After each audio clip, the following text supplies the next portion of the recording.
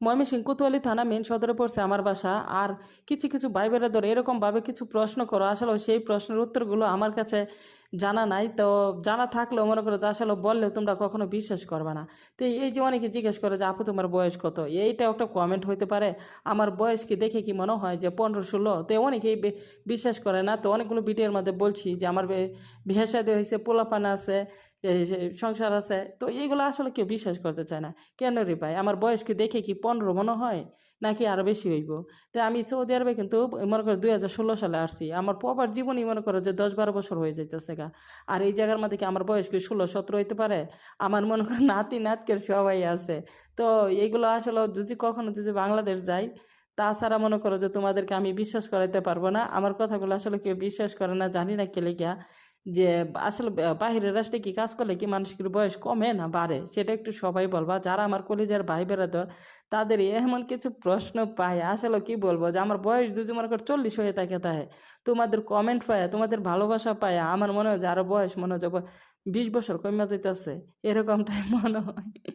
সত্যি অনেক ভালো লাগে অনেক সময়, কিন্তু তারপরে দেখা যাচ্ছে আসলে লং ভিডিওগুলো দেই না কারণে তোমাদের সাথে সেরকমভাবে কথা বলতে পারি না। আর সৌদি আরবে বাসা বাড়িতে যেহেতু কাজ করি, আসলে এত বড় লং ভিডিও বানাইতে গেলে, কথাবার্তা বলতে গেলে অনেক সময়ের প্রয়োজন, আপলোড দিতে গেলেও অনেক সময় লাগে। সেই কারণে আসলে অনেক বড় ভিডিও দিতে পারি না। তে আগে কে মনে করো যে স্যান্ডউইচ খাইবা, তো স্যান্ডউইচ বানাইতেছি। সৌদি আরবে বলে এই রুটিটাকে বলে সামুলি।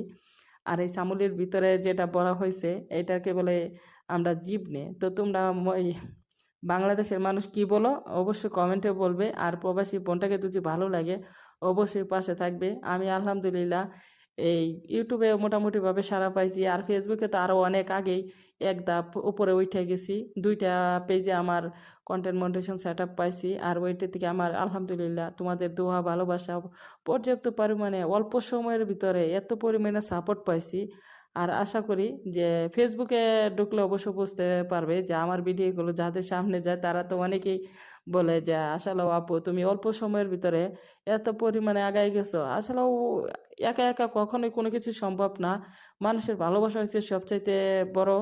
আর মানুষের সাথে যদি তোমার ভালো সম্পর্ক থাকে, ভালোবাসা থাকে, মানুষের হৃদয়ে জায়গা করে নিতে পারো, তাহলে তোমার পক্ষেও কিন্তু সম্ভব।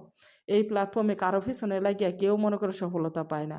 অবশ্যই নিজস্ব কন্টেন্ট দেওয়ার চেষ্টা করবা, নিজস্ব ভিডিও, নিজস্ব ভয়েস, তাহলে দেখবে যে একটা সময় তুমি অতি দ্রুত সফলতা পেয়ে গেছো।